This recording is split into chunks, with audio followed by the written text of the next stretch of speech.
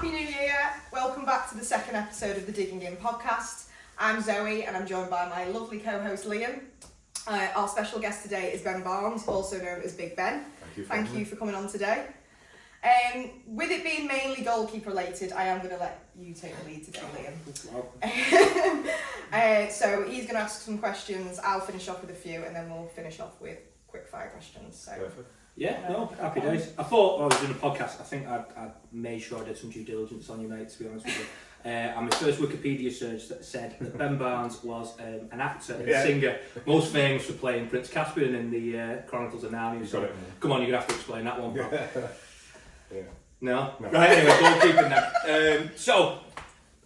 Oh, God. First question I went in with that I was thinking of was, the second one that I was now actually, was where and when did it start for you, mate? What was your first sort of footballing memory, and when did you... Specifically goalkeeping or football? Go with football, because my next question, actually, you've actually taken my second question off me, so go on. Why don't we wrap them into both, can't you? Why don't we wrap them into two? So go on, where and when did it start, and why was it ever goalkeeping? Well, it wasn't goalkeeping. Hated goalkeeping. Ah, right, okay, end the podcast. I still hate goalkeeping, to be honest. I haven't done that to you. No. It just started as like a 7-year-old kid. See, back in the day, you heard these podcasts with younger lads than me talking, and they talk about playing these small-sided games like they have now, the kids. You didn't have that when I was a kid. I was 7, and we played on full-size pitches. Were you 6 foot 7 at 7 though? Yeah. Well, you didn't have that, so I remember my first memory is playing for the local team that my dad was the treasurer of, and he used to just stand on the side, because I'd just stand in the middle with me cuffs over my hands, just shivering, didn't want to be anywhere near a football pitch. So what's changed? But it was probably 9 or 10 years old that I really got into it. I really started to love playing centre half. I played centre half and centre mid right up until I was 14, 15, and that's when the dreaded day happened, and I got put in goal. So what happened there? Was somebody short, or did you volunteer? No, nobody volunteered. It was for the team I was playing for, Burscough FC, and it was John Hudson, his name was. He was the manager, and our goalkeeper didn't turn up. And I think that's what he's looked around the team, and he's just seen this 6 foot fella lad who's trying to play centre mid and failing, and just said, "Go on, you can go and goal." And I did all right, and then he wouldn't let me play out after that. It was horrible. I mean, genuinely, so I must have been 14, because I remember speaking to my dad, and I was like, I really don't want to play in goal anymore. And he was like, "Well, ring John and tell him." And I was going, I can't tell him that. And I was getting like myself all upset, and he just said, "Right, well, I'll ring him and I'll tell him." And he was like, "All right, John." I spoke to him on the phone for a little bit. He hung up the phone, and I was sat there waiting to see what was said. And he just said, "John said, if you're going to play for him, you're playing as a goalie, and that's it." Full stop. And that was it. That was the start of my career, and I was gutted. Really? I never wanted to play. I was genuinely gutted. But no, from there, I did learn to love it. It's a hard position. It's a hard position. You know, people talk about physically the demands of playing outfield, all that. There is that in goal, not to the same extent, but mentally, being a goalkeeper, it's horrendous. Honestly, it's awful. No, absolutely. As I say, I think it's we have a chat about this all the time. It's just the ability for a centre midfielder to step over a football, a striker to miss an open goal, and then a goalkeeper just to make a mistake. It's under the microscope constantly. So it's, as I say, if you're a 14-year-old lad going in there having never had an experience, you know, your first mistake and things like that, it'd have been a massive sort of curve for you, I guess, really. But what happened then from Burscough FC to playing for Marine? Because I believe, there wasn't too many years between that, I think, from... No, there wasn't. I went straight from Burscough to Marine youth team. Transfer fee, or... Just biscuits. Same as what I get now. So went to Marine FC, the youth team, did 2 years there, went into the reserve team, and I was playing under a guy called George Proctor, who, if you're a young lad and you want to build some resilience in yourself mentally, you'd play for George Proctor because he was one of the most he's still the most ruthless manager I've ever played under. I mean, you think about some of the stuff we joke about, like what Stammers shouts and that. George Proctor makes Stammers look like a pussycat, I'm telling you. Really? Oh, genuinely. But, you know, if you were in his team, he'd hammer you from the sides, but he'd die for you as well. And it was that relationship that you had with him. Yeah. I played for the reserves for a couple of years. And whilst I was doing that, I was at Everton as well. So I've been picked up by Everton. And I was training at their academy, which was just off the Lingsbridge Road back in the day. That's. I mean, it's amazing, that sort of journey. It must have been like. I mean, going to obviously Marine, but then you're thinking Everton, considering you were playing centre midfield, you know, at the age of 14, like it's incredible that. But thinking about like the sort of Marine reserves, I'm assuming you got your opportunity to dip in with the first team. How did that go in your first initial? That actually came when I was in the youth team. Right. So there was an unfortunate series of events for about 3 goalkeepers who all got injured. One of them was my good mate Chris Parry. I think he broke his neck diving into a post for some reason. God. They say keepers are mad, don't they? To be fair. Yeah. So I get a phone call off Rowley Howard saying that they need to sign me on. Potentially not going to have a keeper for the Saturday. This is the Friday night. So I go down to Marine with my dad. We sign the old Unibond forms. I'm in this squad the next day going to North Ferriby away. Oh, fantastic. I was 15. I might have been 16, but I think I can't remember actually. I was 15 or 16, but I'm going to North Ferriby away and I'm sat on the back of this coach with all these fellas. I mean, I was probably taller than I genuinely was. But it's weird, the mentality, because you look around and I'm looking around thinking these are all like men, and I'm just a kid. And I remember just thinking, what am I going to do here? Like, how am I meant to... I think it was Jake Connolly, who was a centre-half, they just signed him from Southport. I remember thinking, how am I meant to be screaming at him, telling him what to do, like I would do with my team? And there's this fella, I think he was like 30, he's been playing in the National League. What am I haven't got a clue what I'm doing here. No, I can imagine. I think really, one of the questions was actually really wanted to ask was, what do you think going all the way forward now? What do you think's changed between that start and what you were sort of required to do as a goalkeeper, or expected to do then, than perhaps what you're looking at now when we have our sort of chats before and after the game? Completely different. It's a completely different game as a goalkeeper. I know football's moved on a lot since it was 22 years ago-ish. Yeah, 22 years ago-ish. Football's moved on a lot, but not on more so than goalkeeping.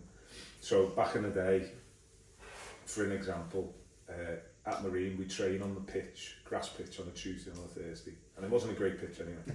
Tuesday and a Thursday, and we play on a Saturday. So you're playing on, there's no greenery on it, it's just brown. That whole pitch. Apart from the goal area, that's sand. The whole pitch is just brown. I mean, in fairness, there's no grass on it now, is there? Well. But it was all about coming and commanding your area. Never playing out from the back. Genuinely, it was. We had 2 big strikers, Peter Kaminsky and Ian Lightbody, and it was get the ball to them, play off the seconds. But that was every team. Yeah. And that was every team, because you think about it, this is the days of Alan Shearer and Les Ferdinand, Terry Sheringham. That was football. Yeah, absolutely. And if you were lucky enough, I mean, we had Spud and Sean Tucker as well, who could play up front. So that's the version of Emil Heskey and Michael Owen. But that was football. There was no playing out from the back. There was no ability. If you were a goalkeeper, taking a goal kick or a free kick, you were expected to get past the halfway line. That was it. Job done. Yeah, you're not zinging balls out anyway. You're not looking to play forwards through and all this type of stuff. But there was a lot more. There was a lot more emphasis on being loud, commanding, coming for crosses.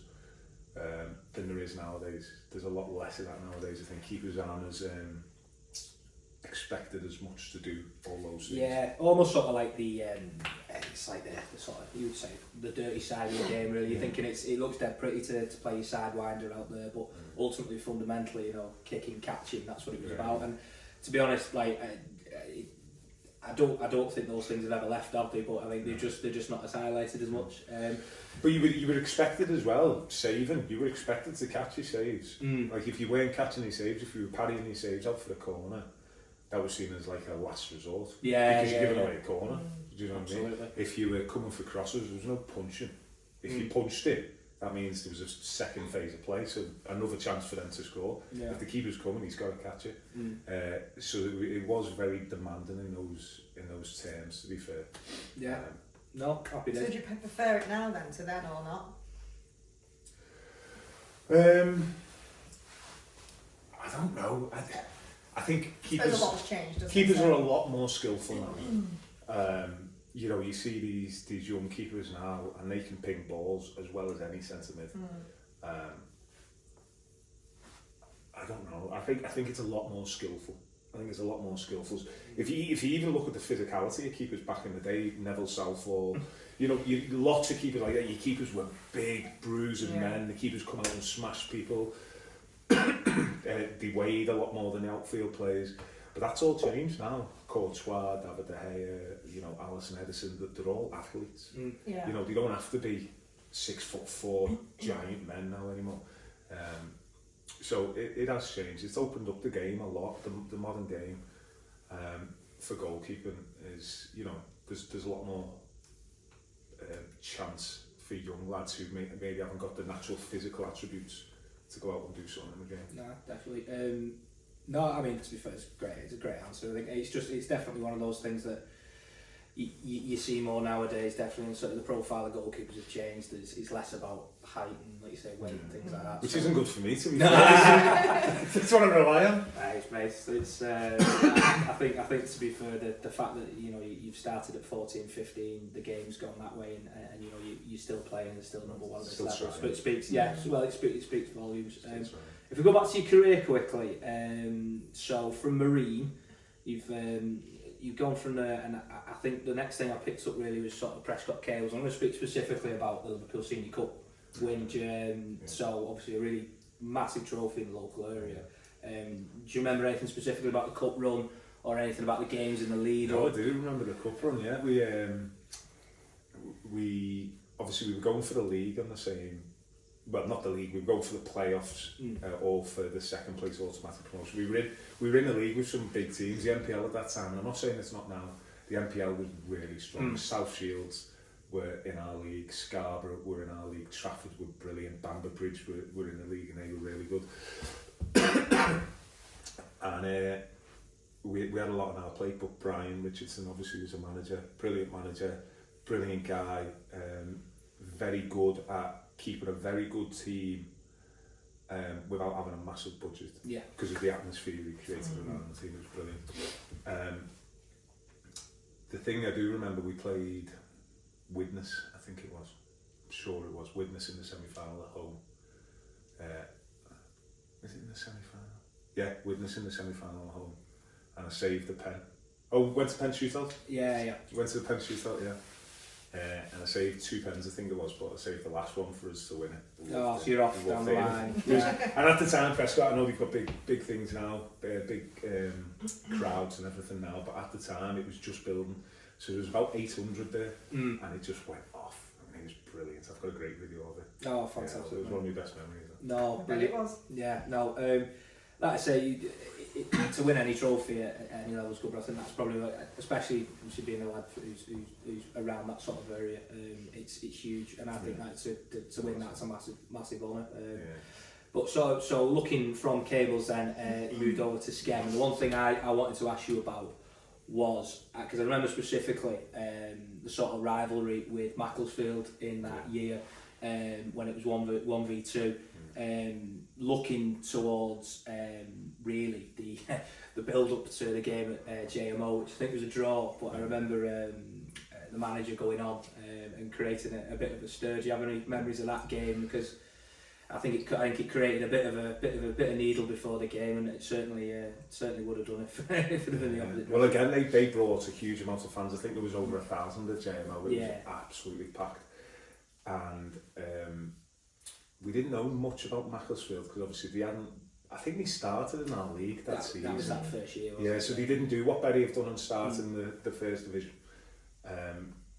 And I just remember somebody coming in and apparently Macca had done some type of interview or something. And I don't think he's like, well, I know he's not like that, Macca. He wouldn't have said anything to try and stir it up. He'd just give his honest opinion. And I can't remember what it was that he said. Something about their budget compared to ours. But Robbie Savage has gone in with this printed off, and apparently he's slapped it on the wall of their changes and been like, this is it. This is all the motivation you need to go out and beat them. And that's created a bit of a cuffle. But somebody came in and told us, and we were all like, what? Yeah. I mean, to be fair, I think it was one. I think that was the year you went up with Skem and pushed Macclesfield all the way. And do you have any other memories from that year? Because obviously it would have been a real sort of tough battle. Because I mean, there's a team there that's been in the National League and above. Like regardless of where they are, it's going to be a serious test to keep up with them. Are there any games in that year that stick out?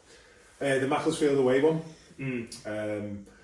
We'd gone neck and neck with them. We'd been top, they'd been top, we'd been top. And to be fair, again, Macca, brilliant manager, he'd kept everybody's heads just on what we were trying to do. We weren't focusing on Macclesfield. I mean, we all knew with their budgets, it would have been, I wouldn't say a miracle, but it would have been a massive upset for us to win the league and for them not to. Because they did it differently than what Bury are doing. They went out and they were signing ex-championship players, putting them on massive wages, which is fine. I've got no issues with that. I know a lot of people don't like this whole buying the league stuff. I think it's good for the league. I mean, what Bury are doing, I think it's good for the league. You might have a bit of, like you said, needle between the teams or what have you. But when Bury are bringing 700 fans here, it's good for the club. Yeah. Do you know what I mean? Massively, it's good going to Gig Lane, it's good going to Macclesfield ground. So like you said, that season, I think we played them 3 times that season, twice in the league, once in the cup. Drew at home, played them away, and I think it was 4,500. Brilliant. Proper atmosphere. Yeah. Because at that point we were neck and neck still, and it was like maybe January, maybe February, can't remember. And I think you call it the Star Lane end. Their fans were they were very angry. Very angry. But I love all that, mate. Yeah. So like we scored first, and I'm running along the line giving them a suppose it's a bit different doing it to 10 kids at the back of the hills of rubbish down here. But a few things thrown at me, don't mind all that. I think they ended up beating us 2-1, I think it was. It might have been 3-2, but 2-1, I think it was. And that was kind of the beginning of the end because we didn't catch them again after that. Yeah. I think they went on a ridiculous unbeaten streak and we stayed with them and then we fell off with like 5 games to go. Yeah. Then we got beat 2 with Shore away and then held to a draw at Liverpool and Remy as well. Yeah. The last little thing I was going to ask you about, obviously after that switch you played City Liverpool, back at Skem now, but obviously the FA Cup first round, Harrogate. Just talk to us what that must have felt like, playing FA Cup first round. Just generally, I mean, especially playing at home as well. We won't talk about the result, that doesn't matter, but it's just what that was like to be a part of. No, it was really good. My favourite game of that run, I mean, we had some like really poor games and that we played Lancaster and beat them 1-0. Lancaster were 2 leagues above us, beat them 1-0 and it was a horrible game and I think the conditions helped us because it was like sideways rain on that day. But my favourite game in that run was the game before we played Stafford Rangers and they were bottom of their 2 or 3 leagues above, I can't remember what they were, but they were bottom of their league and we knew we had a chance and they due to COVID, they let 500 fans in or something, so there was a little bit of an atmosphere and we absolutely stuffed them. And you know when you have one of them really good games, everything comes off. Just had one of them really good games, was making saves, coming out for everything, and just loved it. But because of COVID, there was no away fans, so Kate couldn't be there and the kids couldn't be there. But it's the only time in my life playing football afterwards I was like emotional because we just got through to this monumental thing. And although beforehand we hadn't been putting any pressure on it, we'd been like, we'll just see how far we can go. We'll win the next one. We'll win the next one. To have that realisation of we're there. Oh my God! Yeah, just in getting the there. first round. Absolutely. It's like the Champions League for non-league players, isn't it? No, of course, yeah. No, absolutely. And that's what I think about like that as being. I mean, you've got a career that's got so many points that you could pick out. But for me, if I'm looking top down at that, that's the dream for me. Like even just as a coach to get probably anywhere near that's an experience, isn't it? Absolutely massive. Yeah. But obviously, you get into the first round, you're playing Harrogate Town away, and then secretly, we'll have a chance against these. We'll have a chance. And then lack of experience of playing in the first round of the FA Cup, everybody's a bit, let's just go for it, go at them, whatever. No respect. We'll just do what we do. And then I think if we could do it again, I think Macca and certainly myself as a skipper and maybe a few other senior lads would have just said, right, the first 15, we're just going to dig in. Because we're Harrogate Town, we're away, it's live on BT Sport, let's just settle for 15, but we didn't. And we conceded in 54 seconds. Yeah. Well, you conceded against them, and it was. I mean, you look. I mean, they don't have to do it at the time. The League Two side, aren't they? So you're talking the disparities there, and it just, as I say, it was just looking. Like I said, doing a bit of research. Like bring us in, do a bit of research. Making sure, like, look when I'm looking through, it's like, wow, it just makes you realise that FA Cup first round just stands out. I didn't even know any of this. No, yeah. So you're very welcome, Zoe. Yeah. The only thing was the same season. Marine got through. They played in the FA Cup first round. We had Harrogate Town. They got Colchester United away, and they beat them. Yeah, do you know what? Yeah. Mikey Howard, who come to Sken the next season, scored. I think he scored the winning pen. And obviously they got Tottenham. Jose Mourinho's Tottenham in the next round. If I can never remember, because I don't think I brought myself to look. I can't remember if Harrogate got drawn again in the next round. Because I didn't want to. No, of course, yeah. But it's getting through to the second round. No, yeah, and then the third, and then you basically and then playing the final and winning. Wembley's not that far off. Yeah, no, absolutely. Well, no, thanks for indulging us talking about goalkeeping and bits and pieces like that. I've just got just a few more questions. Obviously, you have 4 goalkeepers watching. Yeah. Well, you've been with us for a few months now. Yeah. I know you didn't come far, you came from Skem. Yeah. It's local. Yeah. How are you finding your time with us? Are you enjoying it? Yeah, love it. It's a really good setup. I think everybody can see kind of what Paul and you guys are building with the club. Obviously, I remember the club when I was playing, or first started out playing across the way.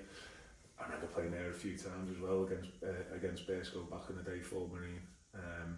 And that was one of them, again, horrible pitches. Yeah. You used to have to come and play on. But no, I remember them, obviously the issues that they had, losing the ground, or however that happened, and then moving here. And then it just seems to be, from previously on the outside looking in, and obviously being involved in the squad, you can only see it going on. That's the thing, it's been a tough couple of years, but there's so much development going on. And all the hard, you now see all the hard work. So. Absolutely. The clubhouse is brilliant. You got the terrace out there, it's brilliant. The pitch is great. There's so much room around the club, around the pitch. For eventually when they start moving up, which I'm sure they will, to extend and expand the infrastructure. It's great, honestly. Yeah, that's the plan. It's really good. Okay. One last question. If you had to pick who from the current squad now would be in your Burscough five-a-side? Burscough five-a-side. It's alright, Ben, I'll step outside. Do you count? No, absolutely not. But you've got no chance, because Riggers, there's only one keeper at the club, and he didn't even pick the keeper. I know. There's no goalie in his team. Rush goalkeeper. So Riggers isn't in my father's side. If you're listening, Riggers. Yeah, if you're listening, Riggers the coach.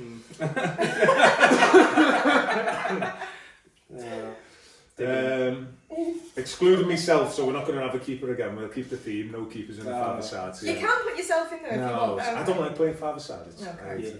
Well, sorry I asked. We'll have Dawes. Dawes has come back.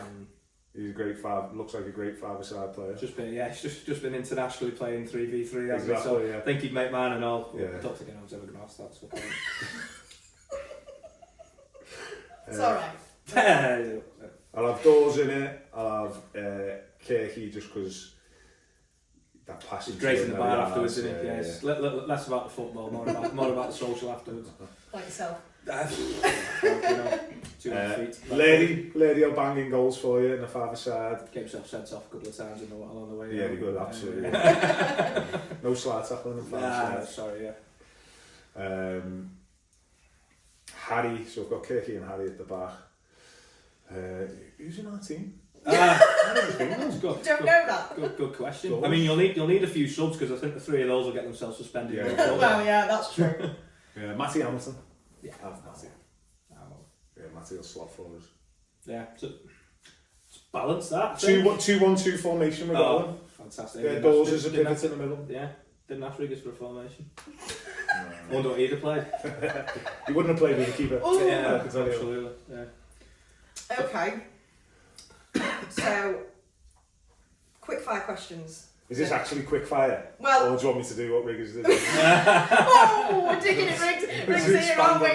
Poor Riggers. Oh, he's suffering here, Stephen. Bless him. We do all like him, just so everyone's... Best left back in the league, by far. He's not a sentiment. Best left back in the league. Can you tell him? Oh dear. I am sorry, Rig. There's 5 quick fire, yeah? Has to be quick fire. Yeah, go on. Okay, so, who's your football hero? Robbie Fowler. Are you an early bird or a night owl? Night owl. If you could speak another language, what would it be? Spanish. Would you rather be able to listen to only one song forever or watch only one film forever? Only one song forever. Okay. Funniest teammate? Oh, there's a few. I'm going to go Matty Hamilton. Right. Really? Dry it.